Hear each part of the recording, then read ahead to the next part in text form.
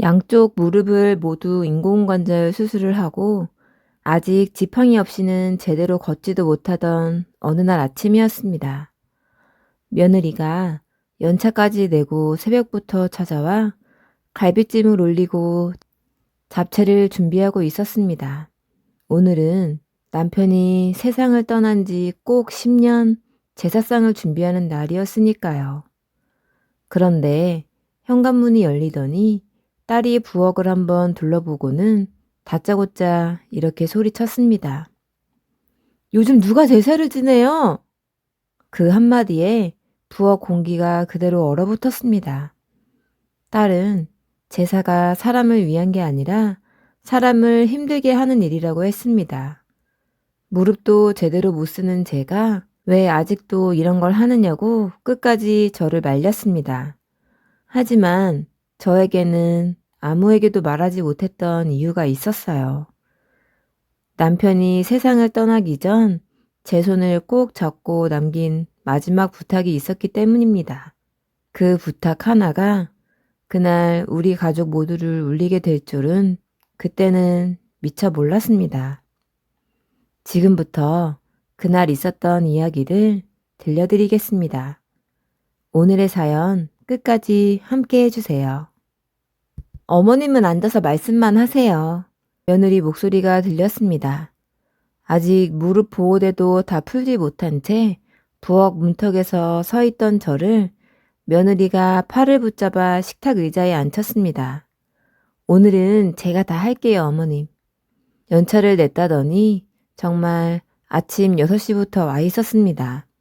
장바구니 2개가 이미 싱크대 옆에 놓여 있었고 갈비찜 양념 냄새가 벌써 부엌에 퍼지고 있었습니다. 저는 미안한 마음에 파라도 다듬으려고 손을 뻗었습니다. 어머님, 앉아 계세요. 무릎 수술한 지 얼마나 됐다고요. 며느리가 제 손에서 채소를 슬쩍 빼갔습니다.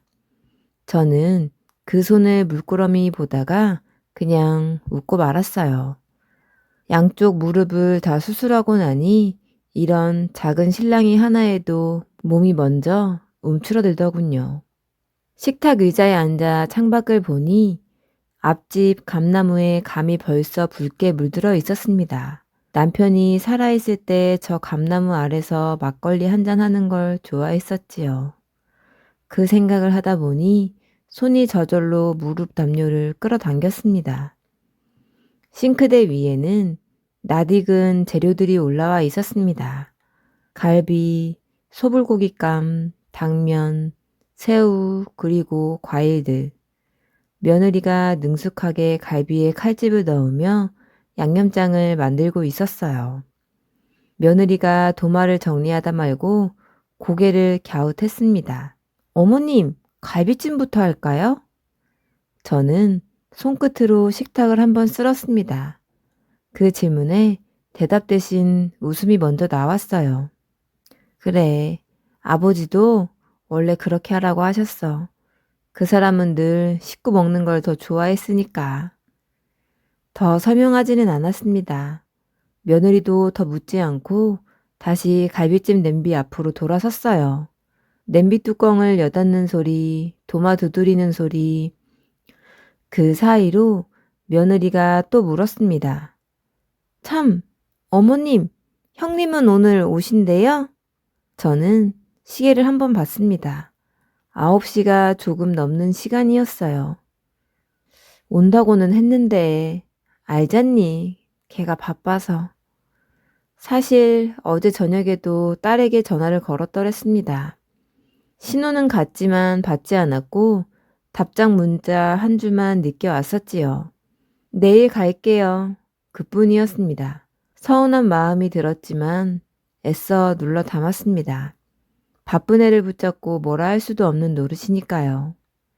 며느리는 그새 잡채 당면을 삶아놓고 프라이팬에 새우를 튀길 준비를 하고 있었습니다. 기름 냄새가 온 집안에 퍼지기 시작했어요. 저는 그 모습을 물끄러미 바라보다가 문득 10년 전 남편이 마지막으로 이 부엌에서 새우튀김을 집어먹던 모습이 떠올랐습니다. 바삭한 게 최고다. 그 한마디를 하고 웃던 얼굴이 아직도 생생했습니다. 어머님, 새우는 얼마나 튀길까요? 며느리가 묻는 말에 저는 손가락을 접어가며 헤아렸습니다. 손주들 좋아하니까 넉넉히 튀겨라. 애들 오면 다 먹을 거야. 그 말을 마치기도 전에 현관문 여는 소리가 났습니다. 며느리가 손을 앞치마에 닦으며 먼저 나갔어요. 엄마! 딸이었습니다. 결혼한 지 15년째. 부잣집으로 시집간 딸은 올 때마다 향수 냄새부터 먼저 들어왔습니다.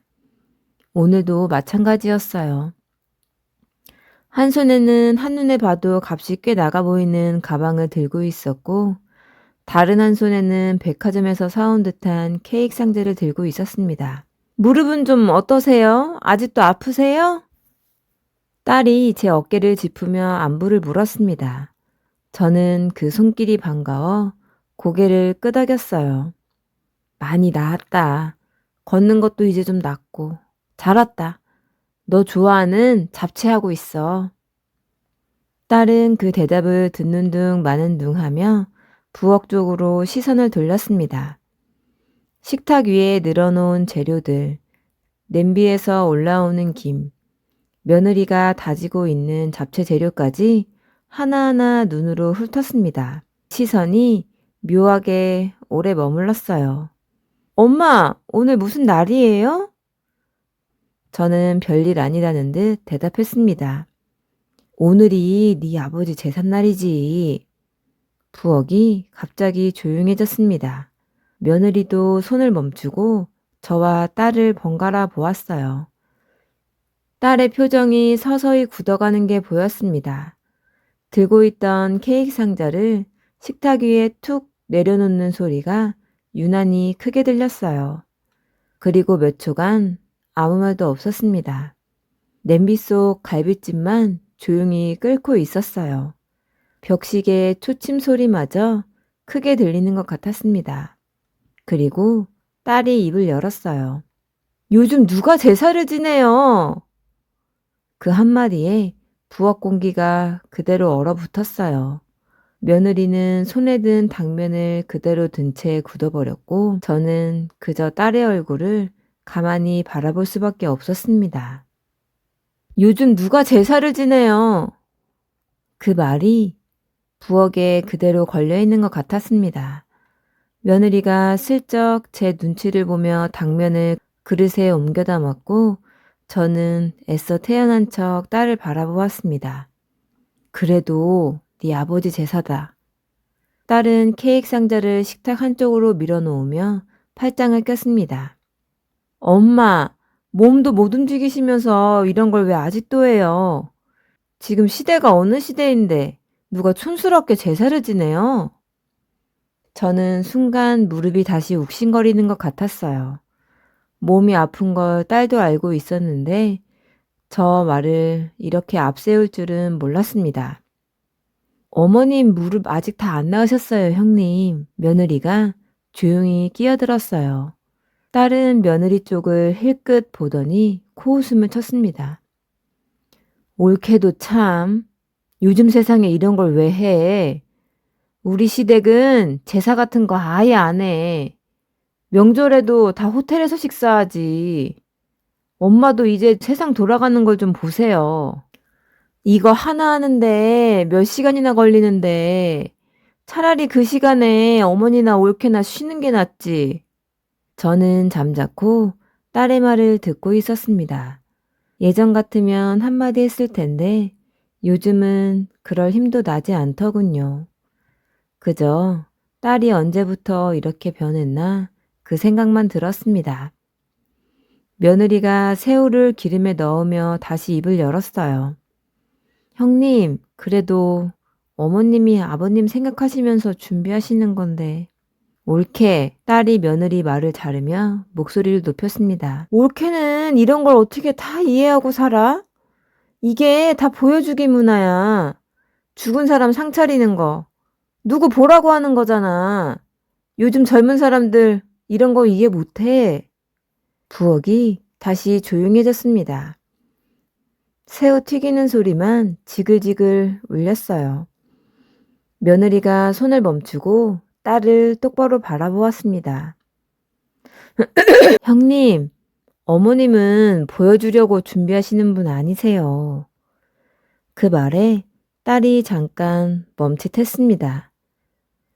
며느리치고는 드물게 단호한 말투였어요.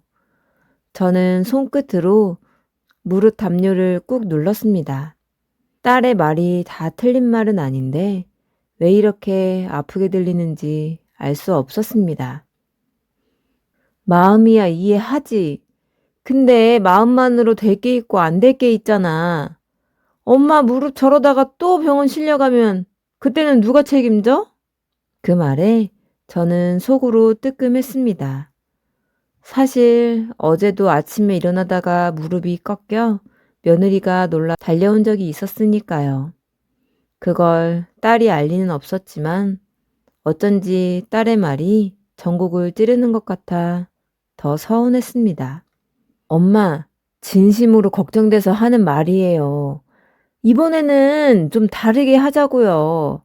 제사 대신 그냥 다 같이 식당에서 밥 한 끼 먹고 엄마는 좀 편하게 쉬시고. 며느리가 놀란 얼굴로 저를 쳐다보았습니다. 저는 냄비 속 갈비찜을 한번 젓가락으로 뒤적이다가 천천히 입을 열었어요. 그건 잠시 숨을 골랐습니다. 내가 쉽게 결정할 일은 아니다. 제 대답에 딸은 미간을 살짝 찌푸렸습니다.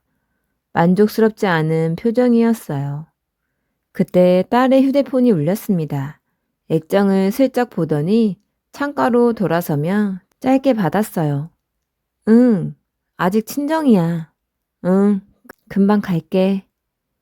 전화를 끊고 돌아온 딸의 얼굴은 아까보다 더 단호해져 있었어요. 엄마, 우리 시댁은 벌써 몇 년 전부터 제사 안 지내요. 다 알아서 편하게 사는데 왜 우리 집만 아직도 이러고 있나 몰라요. 며느리가 프라이팬에 불을 줄이며 조용히 저와 딸을 번갈아 보았습니다. 그 눈빛에서 이 팽팽한 공기가 오늘 하루로 끝나지 않을 것 같다는 불안이 스쳐 지나가는 게 보였어요. 저 역시 같은 생각이 들었습니다. 딸의 말투가 점점 더 단호해지고 있었으니까요. 그때는 미처 몰랐습니다. 오늘 이 제사상 앞에서 남편이 살아생전 늘 하던 그 말이 가족 모두를 울리게 될 줄은요. 엄마, 대답을 안 하시네요. 딸이 팔짱을 낀 채 저를 똑바로 봤습니다. 아까부터 몇 번이나 묻던 말이었어요. 제사 이제 그만하실 거예요? 말 거예요? 저는 갈비찜 냄비 뚜껑을 슬쩍 닫으며 눈을 피했습니다. 대답을 미룰수록 딸의 목소리가 점점 날카로워지고 있었어요. 네 아버지 제사다. 제가 겨우 그 말을 뱉자 딸이 한숨을 내쉬며 식탁 의자를 끌어당겨 앉았습니다. 돌아가신 분보다 살아있는 사람이 먼저예요, 엄마.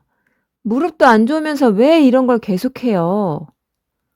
그 말에 저는 가슴 한쪽이 쿵 내려앉는 것 같았습니다. 살아있는 사람이 먼저라는 말, 틀린 말은 아닌데 왜 이렇게 남편을 지우는 말처럼 들리는지 알 수 없었습니다. 며느리가 국그릇을 옮기다 말고 멈춰 섰어요. 형님, 그런 말씀은. 올케는 좀 가만히 있어. 딸이 며느리 말을 딱 잘랐습니다. 부엌 공기가 순식간에 팽팽해졌습니다. 엄마, 그럼 이렇게 해요. 올해만 간단하게 하고 내년부터는 없애요. 그 말에는 뭔가 묘한 계산이 섞여 있었습니다. 저는 딸의 얼굴을 가만히 살폈어요. 올해만이라니 그게 무슨 소리냐? 어차피 매년 힘드시잖아요. 올해는 다 같이 식당 가서 편하게 먹고 아버지 사진만 챙겨가면 되죠. 이러면 무릎도 아프실 일 없고요. 갈비찜 냄비에서 김이 오르는 걸 보다가 저는 문득 몇 해 전 이맘때가 떠올랐습니다. 딸이 손수 잡채를 무쳐보겠다며 부엌에 서 있던 모습이었지요. 그때만 해도 딸은 이런 말을 하는 아이가 아니었습니다. 언제부터 이렇게 변한 걸까? 저는 속으로 몇 번이고 되물었습니다. 엄마, 왜 대답을 안 하세요? 아까부터 계속 이러시네. 딸이 다시 몰아붙였습니다. 저는 애써 담담하게 대답했어요. 생각할 시간이 좀 필요하다. 생각할 게 뭐가 있어요. 그냥 예, 아니요만 하면 되는 건데. 딸의 말투에 짜증이 조금씩 묻어나고 있었어요. 저는 그 짜증 섞인 목소리를 들으며 마음 한구석이 서늘해졌습니다. 이 아이가 언제부터 저에게 이렇게 다그치듯 말했었나 싶었습니다. 며느리가 다시 조심스럽게 끼어들었어요. 형님, 그런데 어머님이 며칠 전부터 힘들게 장봐 오신 거 아세요? 이미 다 준비되어 있는데 이제 와서. 그러니까 하는 말이잖아. 매번 이렇게 몸 상해가면서 준비하니까 이제라도 그만하자는 거야. 딸의 목소리가 점점 커졌습니다. 냄비 속에서 갈비찜이 부글부글 끓는 소리마저 그 목소리에 눌리는 것 같았어요. 저는 손끝으로 식탁 모서리를 꾹 눌렀습니다. 딸의 말에 하나하나 반박할 힘도 그럴 마음도 없었어요. 다만 어쩐지 이 아이가 지금 무언가를 밀어붙이고 있다는 느낌이 들었습니다. 엄마, 진짜 하나만 물어볼게요.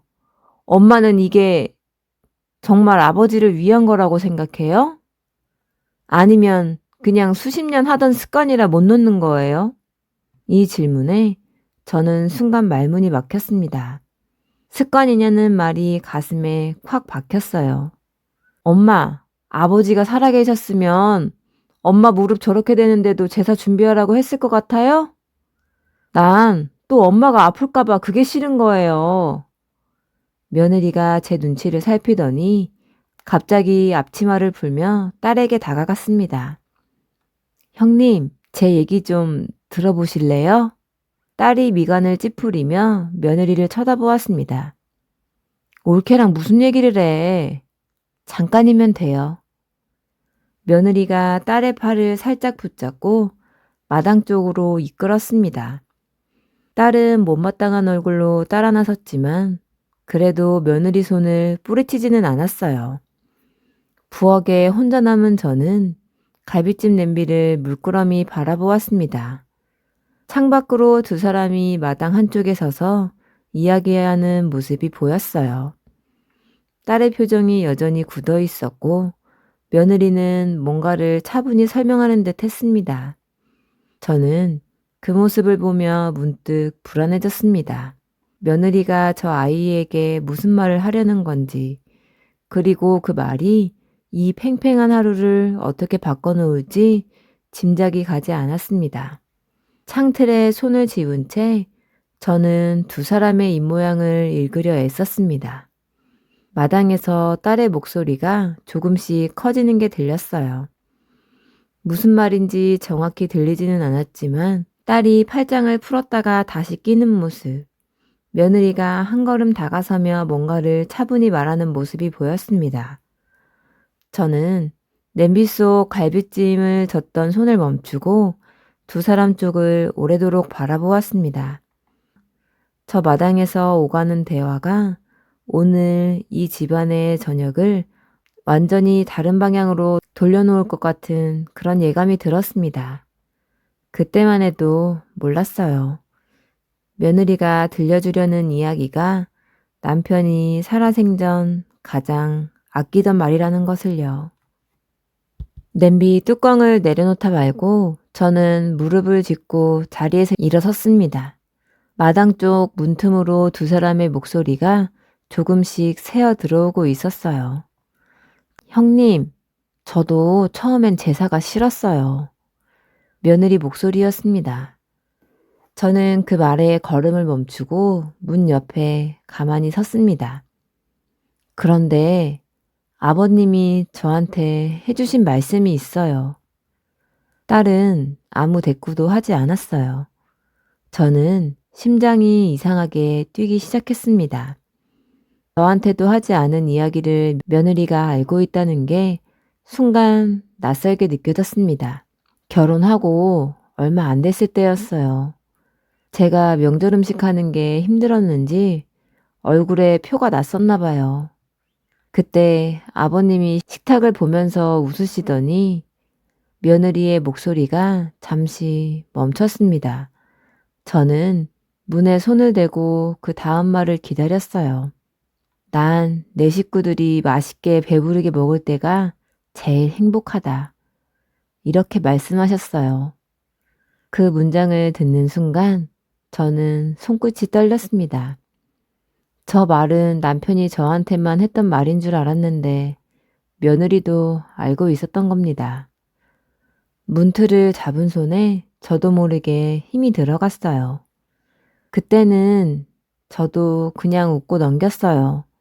그런데 아버님은 끝까지 웃으면서 말씀하셨죠. 내가 먼저 가거든. 내가 좋아하는 음식은 하지 마라. 제사라고 생각하지도 마라.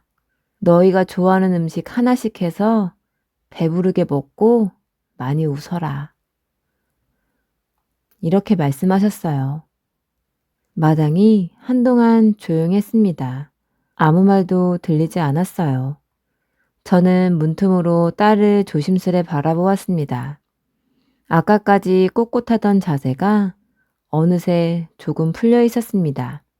그리고 마지막에 이렇게 말씀하셨어요. 난 우리 식구들이 다 같이 모여 밥 한 끼 먹는 거, 그거면 충분하다. 죽은 사람 챙기느라 살아있는 사람이 힘들어하면 난 그게 더 마음이 아프다. 저는 그 자리에 선 채 눈을 감았습니다. 남편이 마지막 몇 년 동안 유난히 식탁에 앉아있는 걸 좋아했던 이유가 그제야 온전히 이해되는 것 같았어요. 매년 갈비찜과 잡채, 새우튀김을 준비하면서도 정작 그 이유를 딸에게는 한 번도 설명하지 않았던 제 자신이 문득 야속하게 느껴졌습니다. 그래서 어머님은 매년 가족들이 좋아하는 음식만 준비하시는 거예요. 아버님 뜻을 지키려고요. 한참 정적이 흘렀어요. 저는 문틈으로 딸의 표정을 살짝 보았습니다. 아까까지의 단호했던 얼굴이 완전히 무너져 있었어요. 옳게, 그게 진짜야? 아버지가 그런 말씀을 하셨다고? 딸의 목소리가 떨렸습니다. 며느리가 조용히 고개를 끄덕이는 게 보였어요. 저도 아버님 돌아가시고 나서야 그 말씀이 무슨 뜻인지 알았어요. 어머님이 갈비찜이랑 잡채, 새우튀김, 소불고기 이런 것만 준비하시는 게 다른 이유가 있어서가 아니라 아버님이 부탁하신 거였어요. 그게 진짜야? 딸은 손으로 입을 가렸습니다. 눈가가 붉어지는 게 문틈으로도 느껴졌어요. 손에 쥐고 있던 휴대폰이 바닥에 떨어질 뻔한 것을 딸은 알아채지도 못하는 것 같았습니다. 저는 그 자리에서 더 이상 서 있을 수가 없어 문을 살짝 열었습니다. 두 사람이 동시에 저를 돌아봤어요. 딸의 눈에 눈물이 그렁그렁 맺혀 있었습니다. 저는 뭐라 말을 해야 할지 몰라 그저 딸의 이름을 불렀습니다. 미정아. 딸이 아무 말도 하지 못한 채 저를 바라봤어요. 저 역시 마음이 복잡해서 더 이상 말을 잇지 못했습니다. 마당 한쪽 화단에 심어둔 꽃들이 바람에 조금씩 흔들리고 있었습니다. 딸이 눈물을 닦으며 저에게 한 걸음 다가섰습니다. 무언가 말을 하려다가 다시 삼키는 듯 보였어요. 며느리도 조용히 저와 딸 사이에서 시선을 옮기며 서 있었습니다. 저는 문득 오늘 저녁 상 앞에서 이 아이가 어떤 얼굴을 하고 있을지, 그리고 우리가 정말 그대로 웃으며 밥 한 끼 먹을 수 있을지, 그것이 궁금해지기 시작했습니다. 엄마! 딸이 눈물을 닦아내며 부엌 쪽으로 걸음을 옮겼습니다. 저는 그 뒷모습을 가만히 지켜봤어요. 딸은 싱크대 옆에 걸려있던 앞치마를 말없이 집어들었습니다. 소불고기는 제가 할게요. 며느리가 놀란 얼굴로 저를 쳐다봤습니다. 저는 아무 말 없이 고개만 끄덕였어요. 딸이 앞치마 끈을 묶으며 냄비 앞에 섰습니다. 손이 서툴렀지만 아까와는 다른 조심스러움이 묻어 있었습니다. 형님, 이거 간 좀 봐주세요. 며느리가 옆에서 살짝 거들었습니다. 딸이 국자로 국물을 떠 맛을 보더니 고개를 끄덕였습니다. 딱 좋아 옳게. 다행이네요. 며느리가 웃으며 말하자 딸이 국자를 쥔 채 잠시 멈칫했습니다. 그러다 다시 조용히 냄비를 저었어요. 이마에 땀이 살짝 맺혔지만 딸은 앞치마 자락으로 슬쩍 닦아내며 냄비 곁을 떠나지 않았습니다. 두 사람이 나란히 서서 음식을 마무리하는 모습을 저는 식탁 의자에 앉아 오래도록 바라보았습니다. 부엌 창으로 들어오는 오후 햇살이 두 사람의 어깨 위로 내려앉고 있었어요. 새우튀김이 다 튀겨지고 잡채도 마지막으로 참기름을 둘러 마무리되었습니다. 그리고 제사상이 다 차려졌습니다. 갈비찜, 소불고기, 잡채, 새우튀김, 그리고 과일들. 평소와 다르지 않은 상차림이었지만 오늘은 딸의 손이 함께 닿은 상이었습니다. 절을 마친 뒤 우리는 상을 그대로 식탁에 옮겨 다 같이 둘러앉았습니다. 손주들이 먼저 젓가락을 들었어요. 할머니, 갈비 너무 맛있어요. 손주 하나가 입안 가득 갈비를 물고 웃었습니다. 저는 그 모습에 저도 모르게 웃음이 나왔습니다. 식탁 건너편 남편의 사진이 조용히 저희를 내려다보고 있었어요. 저는 사진 속 남편의 얼굴을 바라보다가 문득 그 말이 다시 떠올랐습니다. 난 내 식구들이 맛있게 배부르게 먹을 때가 제일 행복하다. 딸이 젓가락을 내려놓고는 아버지 사진을 한참 바라보았습니다. 아버지, 목소리가 잠겨 있었어요. 이제야 무슨 뜻인지 알겠어요. 딸이 제 손을 가만히 잡았습니다. 손끝이 아직도 조금 떨리고 있었어요. 내년에도 이 음식들 그대로 해요. 저도 일찍 와서 도와드릴게요. 저는 그 손을 마주 잡았습니다. 대답 대신 웃음이 먼저 나왔어요. 며느리가 새우튀김 접시를 딸 쪽으로 슬쩍 밀어주며 말했습니다. 형님, 많이 드세요. 형님 이거 좋아하시잖아요. 딸이 고개를 끄덕이며 새우튀김 하나를 집어들었습니다. 손주들이 그 모습을 보며 까르르 웃었어요. 식탁 위로 갈비찜 접시가 몇 번이나 오가고 국물 냄새가 온 집안에 따뜻하게 퍼졌습니다. 작은 손주가 잡채를 젓가락으로 집으려다 놓치고 옷에 양념을 묻히자 딸이 얼른 물티슈를 꺼내 닦아주었습니다. 할머니, 저 이거 하나 더 먹어도 돼요? 큰 손주가 새우튀김 접시를 가리키며 물었습니다. 그럼 많이 먹어야지. 저는 접시를 손주 쪽으로 밀어주며 웃었습니다. 딸도 그 모습을 보며 따라 웃었어요. 아까까지 팽팽했던 부엌 공기는 온데간데 없이 사라져 있었어요. 식사가 끝난 뒤 저는 부엌으로 돌아와 남은 갈비찜을 반찬통에 옮겨 담았습니다. 딸과 며느리가 서로 다투듯 설거지를 하겠다며 소매를 걷어붙이고 있었습니다. 그 모습이 예전에는 상상도 못했던 풍경이었어요. 어머니, 저희가 할 테니 좀 쉬세요. 딸이 손을 휘저으며 저를 소파 쪽으로 떠밀었습니다. 저는 못 이기는 척 소파에 앉아 두 사람의 뒷모습을 바라보았습니다. 그리고 남편이 떠올랐어요. 영감, 오늘도 당신 말이 맞았어요. 우리 식구들 정말 맛있게 배부르게 먹었네요.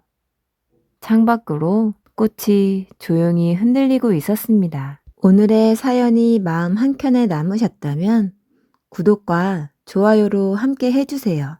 사연의 주인공에게 전하고 싶은 말씀이 있다면 댓글로 함께 나눠주세요. 오늘도 함께 해주셔서 감사합니다. 사연 끌림이었습니다.